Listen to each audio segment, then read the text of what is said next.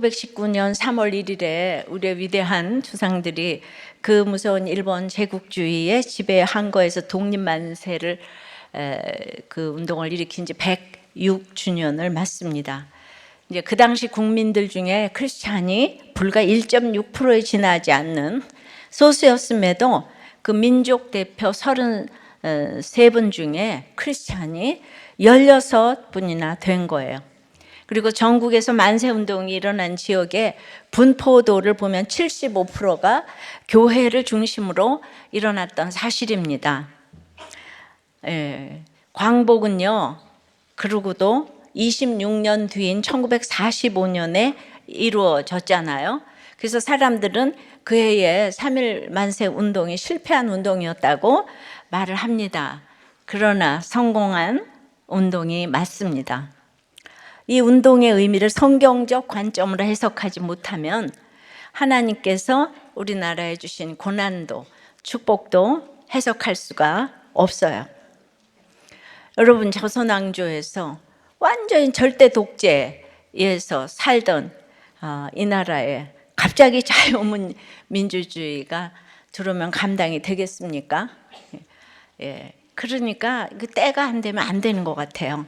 하나님은 그 뿌리 깊은 붕당 정치와 계급의 타파를 위해서 일제의 압제를 일정 기간 허락하지 않으면 절대로 안 되었다는 생각이 들어요. 그거밖에 길이 그때 없었다고 생각이 들어요.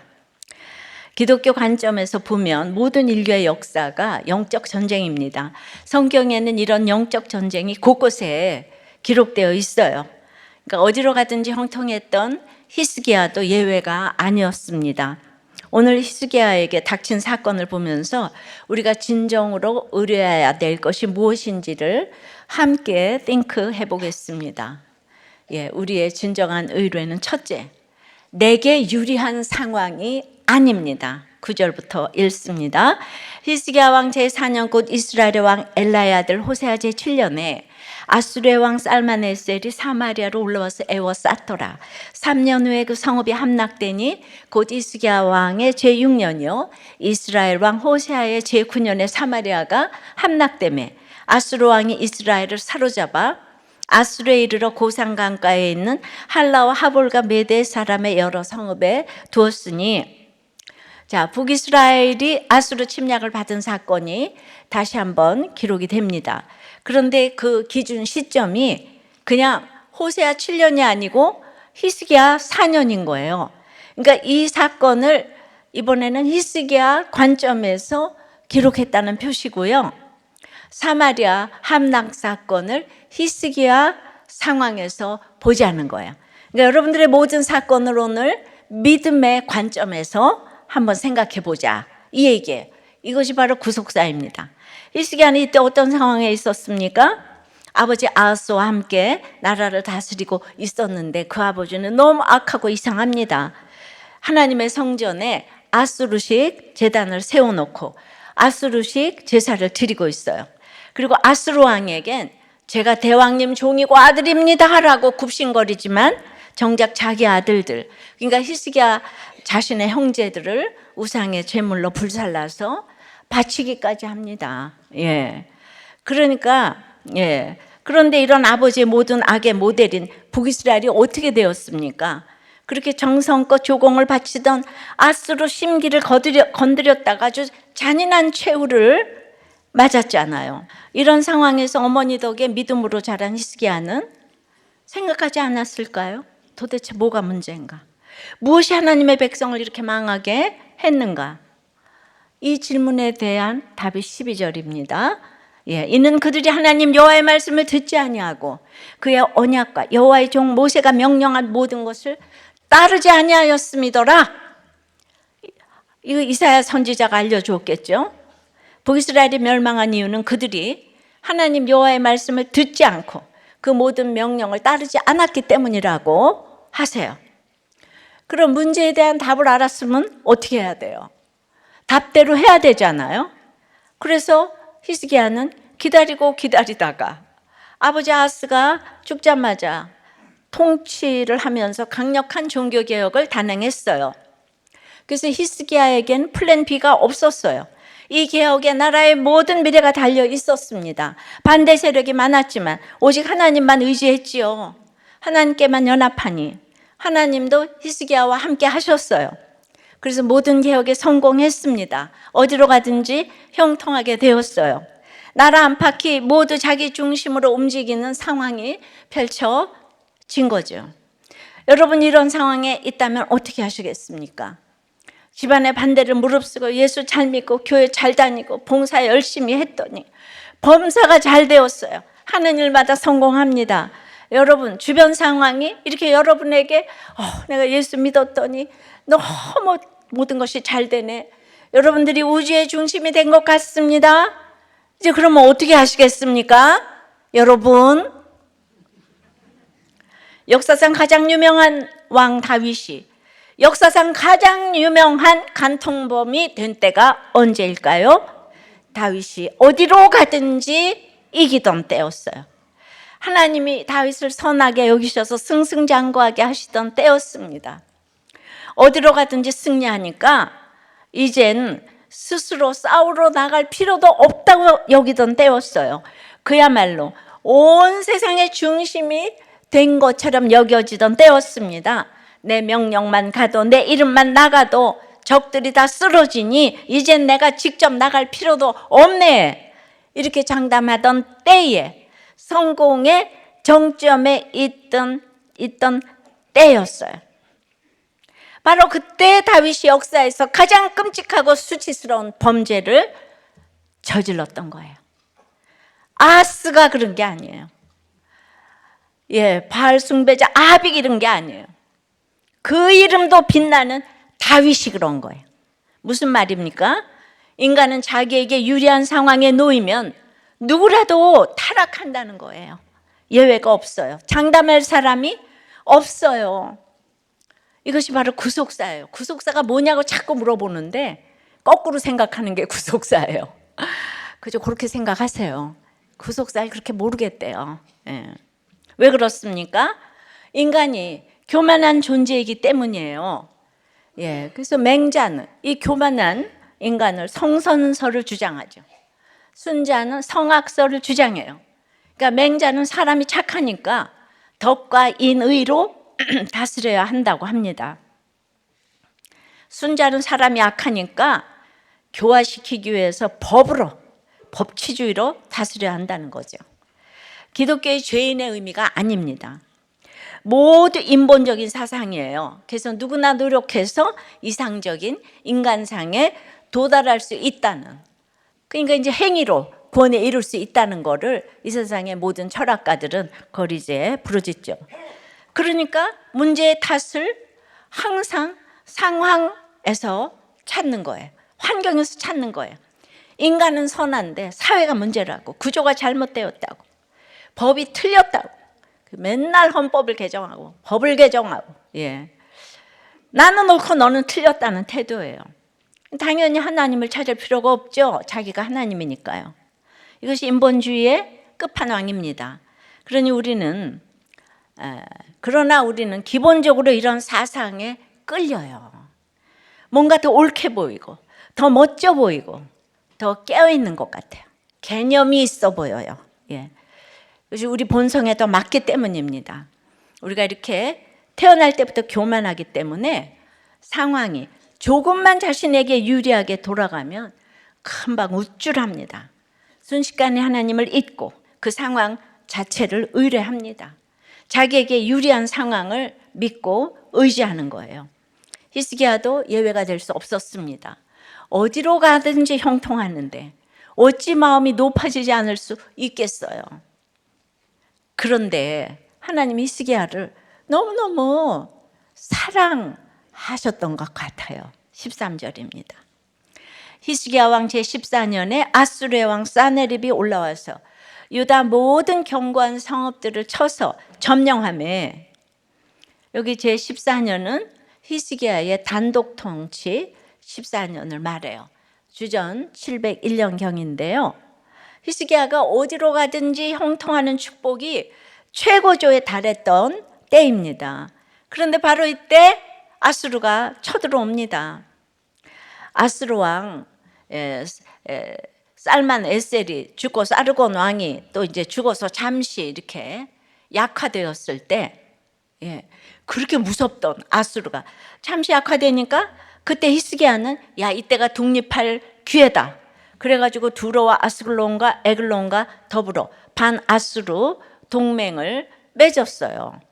이 새 왕인 사네립이 이제 이것들이 내부 반란을 진압하고 다시 남쪽으로 세력을 넓히면서 유다를 쳐들어왔어요. 근데 당시 아수르 기록을 보면은 이때 점령한 유다 성읍 및 성체가 46채나 된다고 하는 거예요. 히스기야가 이미 점령했던 블레셋 성읍들도 이때 다 빼앗겼을 것이에요. 자, 히스기야가 여호와께 함께 하느라 14년 동안 산당 제사도 폐하고 우상도 다 찍어내고 아수르를 배반하며 말씀대로 적용도 참 잘했는데 아수르가 감히 네가 나를 배반해? 이러면서 쳐들어왔어요. 우리가 예수를 믿으면 다들 제사를 폐하고 나름대로 집안에서 종교개혁을 하잖아요. 근데 믿지 않는 가족이나 친지들이 야, 너 정말 잘했다 그러겠어요? 이 몹쓸 놈이 조상도 몰라보고 집안 어른들이 다 이제 쳐들어오는 거죠. 이렇게 히스기야의 형통의 때가 순식간에 끝났어요.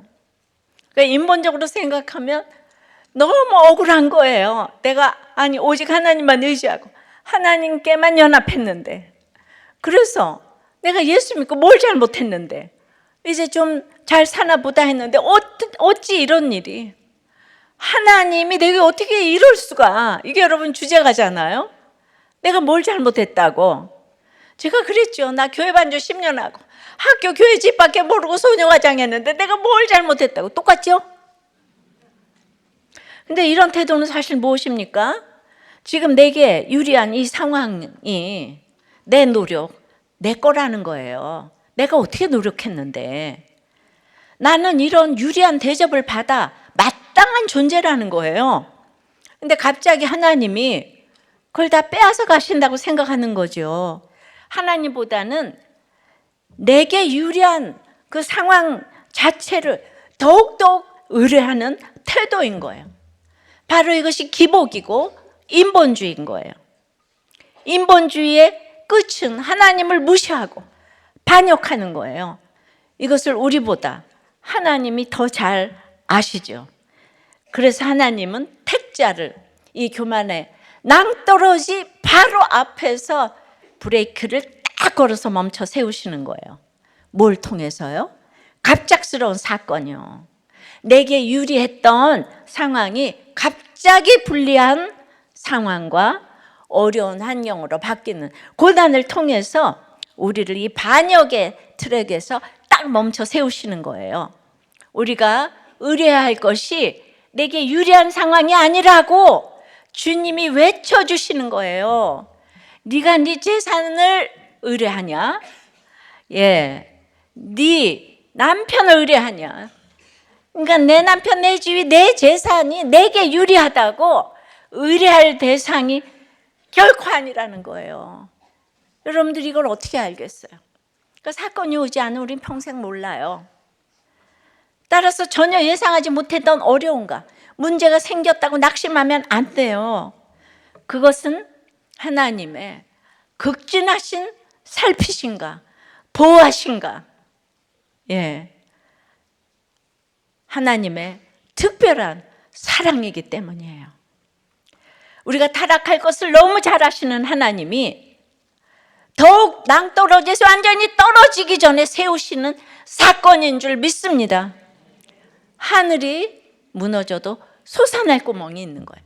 하늘이 무너져도 여러분들은 의뢰할 대상을 잘 찾으면 솟아나시는 거예요. 적용 질문입니다. 지금 내가 처한 상황은 내게 유리합니까? 불리합니까? 그래서 너무 우쭐합니까? 너무 낙심합니까? 하나님이 나를 교만의 낭떠러지 앞에서 멈춰 세우신 사건은 무엇입니까? 중국에서 80년대 종교 탄압으로 인해 어머니와 한국으로 왔대요. 80년대 중국의 탄압은 이루 말도 못해요. 예, 제가 중국에 갔다 왔잖아요. 수교되기 전에. 철밥통에 땅바닥에 앉아서 다 성경 공부하고, 근데 탄압을 하잖아요. 맨날 조사하러 들어오고, 공안들이 와서, 협박하고. 그래서 한국으로 왔어요. 저는 결혼해서 딸 하나를 낳고, 믿음 안에서 양육하고 딸도 신결혼 시킨 후에 우리 교회에서 사유와 함께 신앙생활하고 있다는 거예요. 그러니까 경제적으로 종교적으로 너무너무 힘든 시기에 하나님만 보고 살아왔는데 한국에 와서 돈이 생기니까 아내를 배신했다 이거예요. 다윗인 줄 아시고 이분이. 근데 그런 상황에도 불구하고 아내가 하나님을 의뢰했기 때문에 지금 가정을 잘 지켜주었겠죠. 이게 지난주 나눔이니까. 그러니까 우리는 사람 보고 이렇게 너무 놀라지 말라고요. 다윗 같은 사람 보고 어떻게 그럴 수가 있어. 이딴 얘기 좀 하지 말라고요. 어떻게 내가 정말 그 사람만은 믿었어. 믿을 사람이 없다고요. 정말 다 큰일 났네. 무너졌네. 한국 교회도 큰일 났어. 이러지도 말라고요. 다윗이 그랬다고요. 다윗이 이게 구속사예요. 구속사. 맨날 누군가 욕하고 비난하고 그러지 말라고요. 내가 더하다고요. 내가 그 환경 가면 더하다고요. 이것이 구속사예요. 자, 우리의 진정한 의뢰는 첫째, 그러니까 내게 유리한 상황이 아닌 거예요. 둘째는 내 힘도 아닌 거예요. 14절입니다. 유다의 왕 히스기야가 라기스로 사람을 보내어 아수르 왕에게 이르되 내가 범죄하였나이다. 나를 떠나 돌아가소서. 왕이 내게 지으시는 것을 내가 당하리다 하였더니 아수르 왕이 곧 은 300달란트와 금 30달란트를 정하여 유다 왕 히스기야에게 내게 한지라. 역대하 32장을 보면 아수르 군대가 쳐들어온다는 소식을 들은 히스기야는 최선을 다해 수비 태세를 갖춥니다. 성벽을 강화하고 무기를 준비합니다. 예루살렘이 포위되었을 때를 대비해 성 밖으로 흐르는 시내도 막습니다. 북이스라엘의 사마리아가 포위 공격에 어떻게 당한 것을 지금 너무 생생하게 기억하잖아요. 샘물을 잘 이렇게 잘 파놨기 때문에 3년이나 버텼어요. 북이스라엘이 이 아수르 군대를. 그러니까 여긴 더 이제 세탁자의 물, 이거 기억하는 거예요. 그런데 당시 세계 최강 아수르 군대 앞에서 그런 노력은 아무 의미가 없었어요. 히스기야가 아무리 애를 써서 준비해도 군사적인 힘은 그가 의뢰할 수 있는 것이 아니었습니다. 히스기야의 힘을 비웃기라도 하듯 아수르군은 그냥 삽시간에 라기스를 점령했어요. 라기스는 예루살렘 서남쪽 45km 떨어진 성읍이었는데요. 예루살렘 버금가는 도시였고 가장 중요한 특별한 도시였어요. 이스라엘이 남북으로 나뉜 후에 르호보암이 수도 방어를 위해서 건축한 이런 도시예요. 그래서 히스기야의 고조 할아버지 아마샤도 반역군을 피해 라기스로 도망했었잖아요.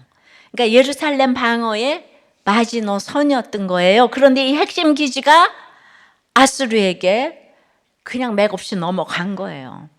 여러분들 우리가 망하려면 그냥 하루아침에 맥없이 넘어가요. 그러니까 히스기야가 힘이 쫙 빠졌던 것 같아요. 바로 라기스로 사신을 보내 항복문서를 전합니다. 뭐라고 합니까? 내가 범죄하였나이다 이래요. 그러니까 우리가 잘못했어요. 미안해요. 그런데 그 영혼 없이 그렇게 하면 안 돼요. 구체적으로 뭘 잘못했다 이렇게 얘기를 해야 되겠는데, 이사야 8장 10장에 보면은 이사야가 이 전쟁 하나님을 신뢰하라 그랬는데 이 사람은 지금 그냥 사내립이 너무 무서워. 그래가지고 그냥 내가 반아수르 정책 편 거 너무 잘못했다고. 그거는요 하나님 때문에 한 거지 호세아나 아하스하고는 차원이 다른 반아수르 정책이었거든요. 하나님을 믿으니까 아수르를 내가 의지하지 않겠다. 이거 갑자기 지금 돌아갔어. 옛날로. 내가 잘못했다. 내가 다른 마음 먹은 거 잘못했다고 비굴하게 제발 살려달라고 그냥 무엇이든지 요구하시는 대로 다 바치겠으니까 공격만 하지 말고 돌아가 주세요. 예. 아유, 갑자기 이럴 수가 있네요, 히스기야가. 그래도 형통한 시절을 보내며 좀 모아둔 게 있잖아요. 군사력은 못 막았지만 아직 돈에 힘이 있어요. 그래서 이 힘으로 이제 만국을 막을 수 있기를 기대합니다. 그래서 항복 조건으로 금, 은 300달란트, 금 30달란트를 제시했어요. 그 지금으로 말하면 1,500억이 넘는 거예요. 당시로서는 이거는 뭐 이 어마하게 큰 금액이에요. 또 어떻게 하겠어요? 살려면 바쳐야죠. 힘껏 쥐어짜서 바쳐야죠. 영끌해야죠. 15절 6절이요. 히스기야가 이에 여호와의 성전과 왕궁 곳간에 있는 은을 다 주었고 또 그때 유다 왕 히스기야가 여호와의 성전 문의 금과 자기가 모든 기둥에 입힌 금까지 다 벗겨 모두 아수르 왕에게 주었더라. 히스기야가 잠시라도 의뢰했던 돈의 힘으로는 이 문제를 해결할 수가 없었어요. 그래서 그는 성전과 왕궁 곳간을 다 털었어요. 통장 잔고로 모자라서 적금과 보험까지 다 해지해서 돈을 마련한 거예요. 근데 그래도 부족한 거예요. 성전 문에 금과 기둥에 입힌 금까지 전부 벗깁니다. 이 문은 히스기야의 종교개혁의 상징이에요. 이 단독 통치를 시작하니 첫 달에 수리한 것이 바로 이 성전 문이라고 그랬잖아요. 예. 그래서 내가 성전이니까 믿음으로 고백했던, 오픈했던 이 모든 것이 조금 내가 상황이 나빠지면 저한테 공격을 하는 거죠. 내가 교회에서 오픈하라 그랬잖아. 예. 막 저를 욕하고 이제 나가는 거죠. 힘든 상황이 생기면 히스기야도 이제 그랬다는 거예요. 그 성전 문은 하나님만 바라보고 의지하고 하나님께만 연합하기로 다짐한 결단이 담겨 있어요. 하나님이 함께 하신 그 모든 기적 같은 시간이 담겨 있고 어디로 가든지 형통한 경험이 담겨 있는데 어떻게 이걸 벗겨낼 수가 있어요? 성전, 그래서 금을 막 치장을 했는데 우리 목장도 잘 섬기고 막 치장을 했는데 갑자기 그냥 아니다 필요 없다. 예. 아수르의 위협 앞에, 예, 남편의 위협 앞에 또 누군가의 위협 앞에 이제 다시는 안 나가겠다. 교회도 안 나가고 다시는 오픈도 안 하고 나눔도 안 하겠다. 이렇게 하면 여러분들이 좀 쉬울까요? 그래서 그 문마저 뜯어내서 거기에 입힌 금을 이제 조공으로 바치는 거예요. 예. 그 모든 의미와 기억과 상징이 돈이라는 가치 앞에서는 아무 소용도 없게 되는 거예요. 예. 믿음이 있으나 없으나 정말로 모든 것의 끝에는 돈이 있는 거예요.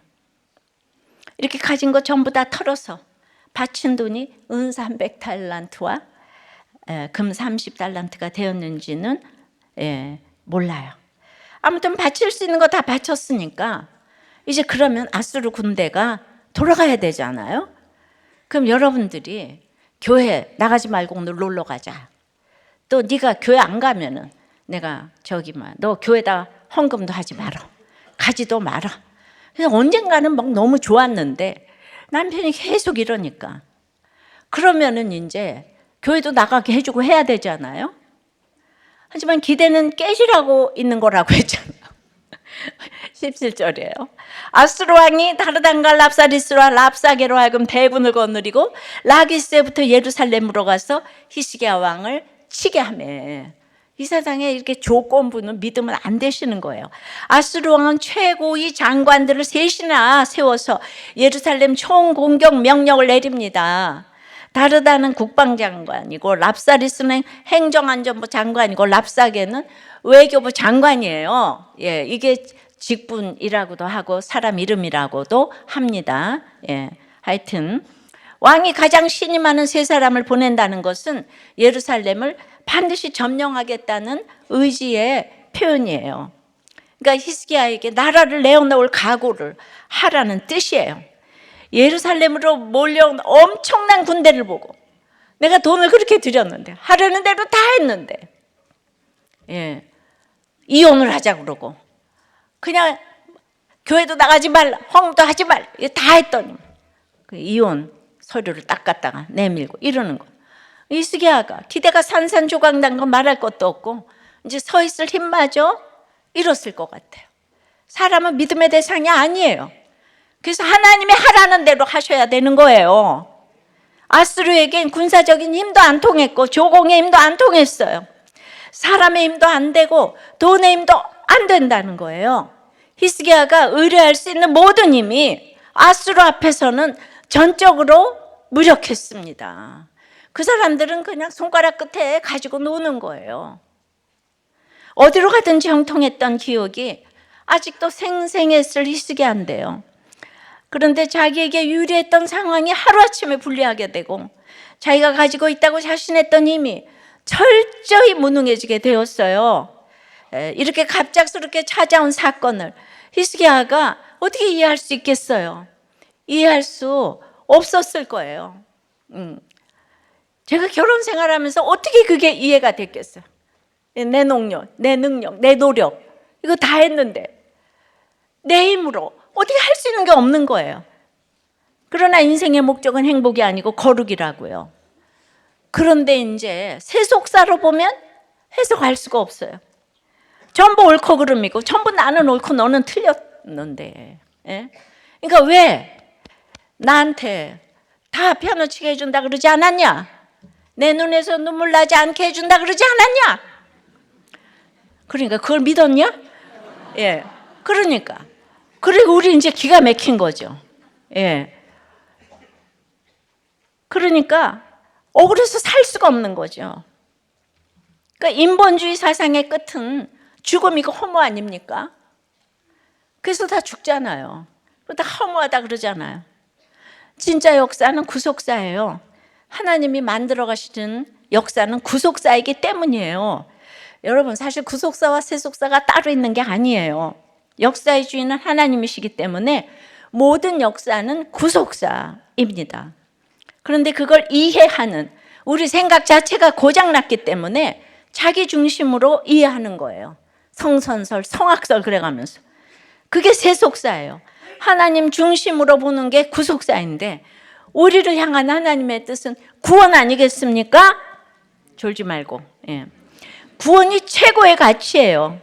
그러니까 인생이 구속사라는 걸 믿는 사람은 자신을 어떻게 봅니까? 구속받아야 할 이 사람임을 아는 거예요. 구원이 필요한 죄인임을 인정하는 거예요. 이런 죄인을 하나님이 살려주셨다고 고백하는 거예요. 그래서 구속사적인 고백은 주님이 저보다 옳으십니다. 당신이 나보다 옳도다. 그러니까 일본 놈이 우리를 침략한 게 아니고 한국을 위해서 일본이 수고했다. 이게 구속사라고요. 그러면 또 내가 친일파가 되는 거잖아요. 이게 말미잘 해석이라고 그래요. 그러니까 문자적인 거 이거밖에 몰라. 그러니까 구속사는 항상 구원이 초점이라고요. 요즘 바리새인들과 서기관들이 얼마나 성경 지식이 많아요. 근데 그 지식으로 예수님을 책 잡으려고 하잖아요. 그래서 교회에서도 그 요셉의 후손 같은 사람, 모든 걸 갖춘 사람과 이 시아버지하고 며느리하고 동침한 유다의 후손 같은 사람 중에 유다가 구속사의 주인공이라는 거예요. 여러분, 제가 이 매주 구속사, 세속사 얘기하잖아요. 지난번에 보니까 이 목자 모임에서 목사님이 맨날 구속사 하는데 구속사가 뭔지 설명을 한번 해주시라고. 돌아버려요, 제가. 그러니까 이게 그 설명이 아무리 해도 안 되는 거예요. 오래되셔도 이게 성령이 임해야지 구속사가 들리는 것 같아요. 그래도 또 최선을 다해서 한번 설명을 해봤으니까 구속사는 항상 이기적인 게 아니고 이타적인 거예요. 여러분들이 너무나 모르면 상대방을 배려하는 적용을 해보시는 거예요. 거기서부터 구속사가 시작이 되는 거예요. 세속사는 나밖에 모르는 거예요. 나밖에 모르는 거. 그러니까 히스기야처럼 내가 의뢰하던 힘이 전혀 통하지 않는 사건 앞에서 억울하고 절망하고 죽고 싶은 것은 인생을 세속사로 보기 때문이에요.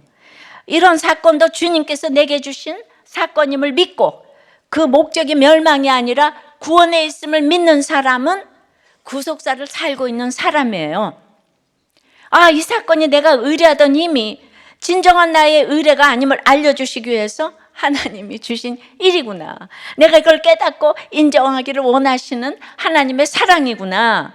이것이 주님의 은혜로 구속받은 성도의 고백입니다. 오늘 여러분이 의뢰하던 힘이 하나도 안 통하는 사건이 생겼어요. 여러분을 구속해 가시는 하나님이 주신 일인 줄 믿으세요?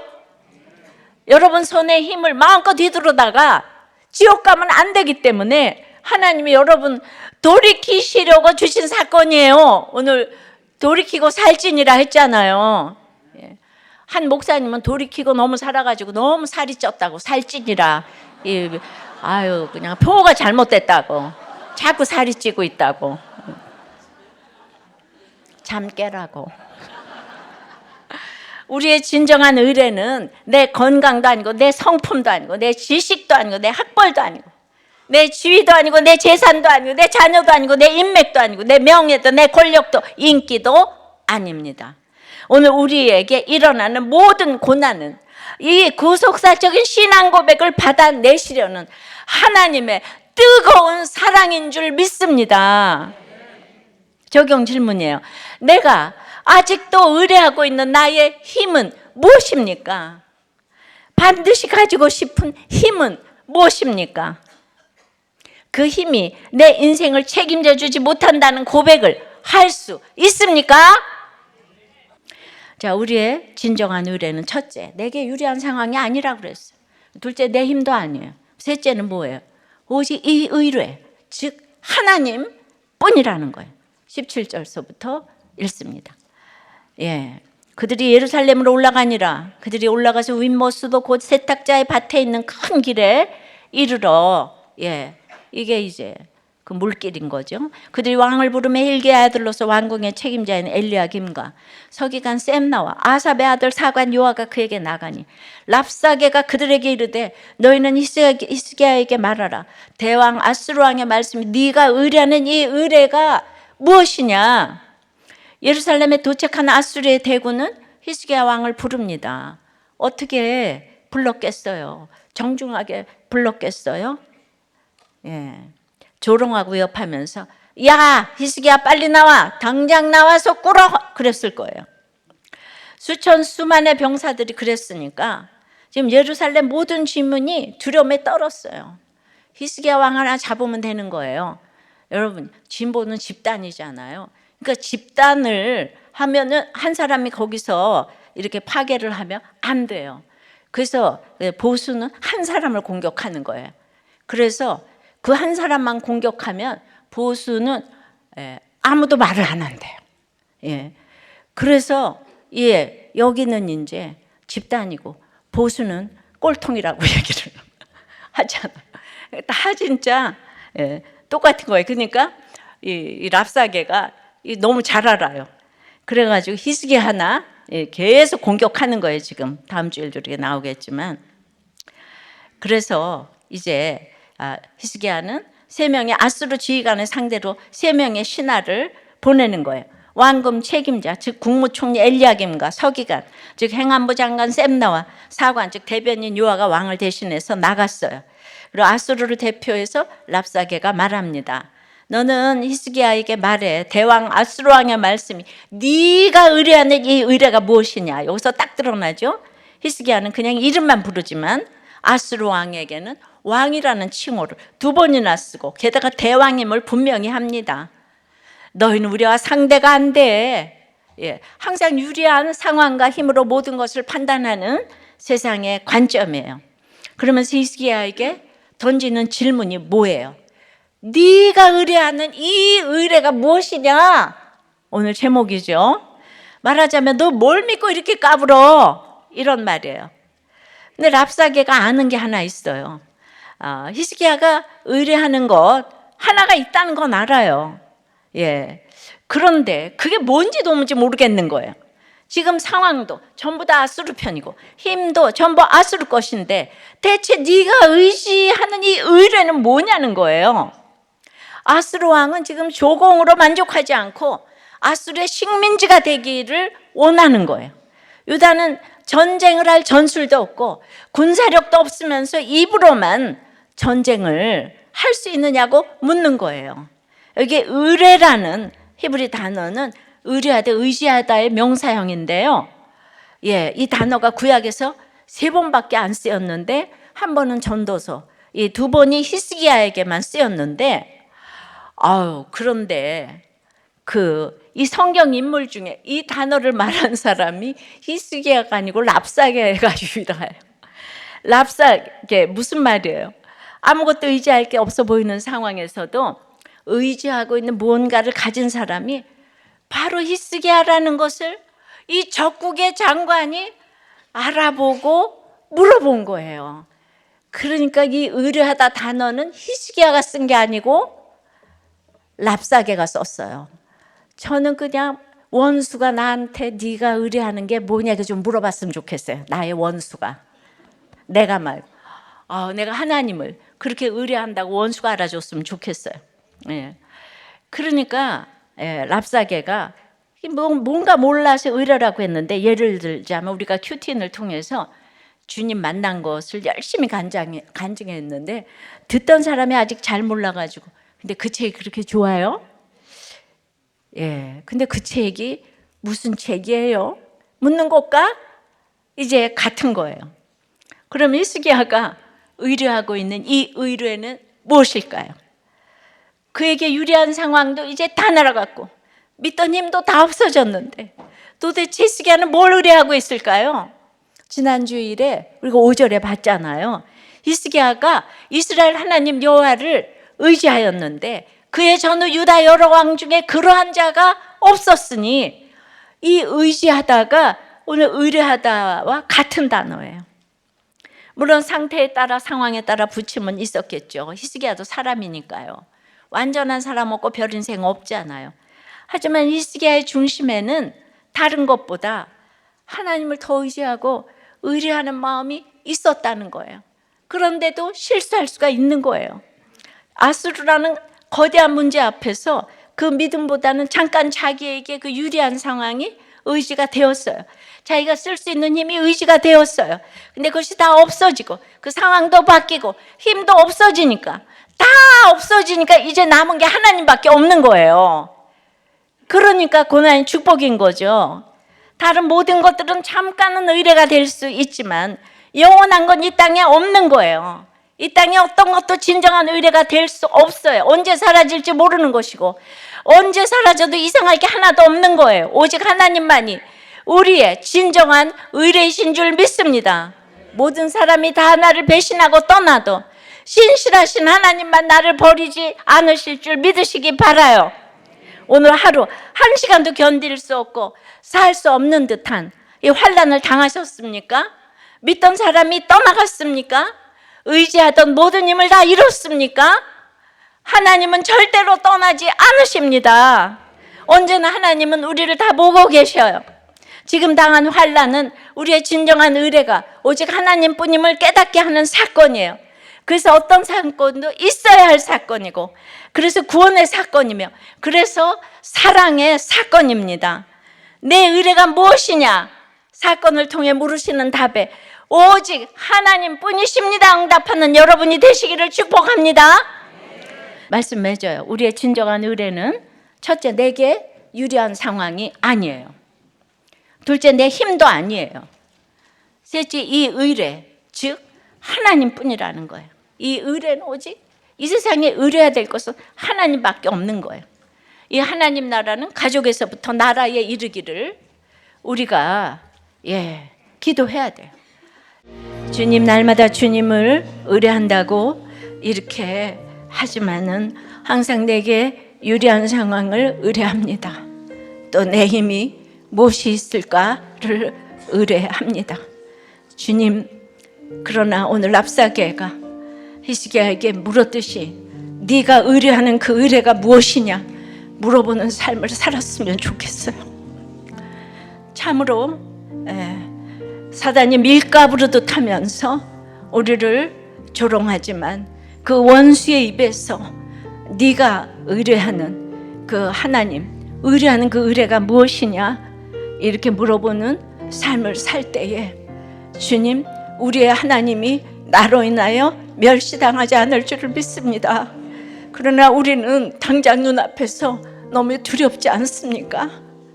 이렇게 입으로는 말을 잘하지만 우리가 행하기는 너무나도 어려운 것을 주여 고백합니다. 주여, 우리의 의뢰하는 것이 하나님만 될 수 있도록 주님 역사하여 주시옵소서.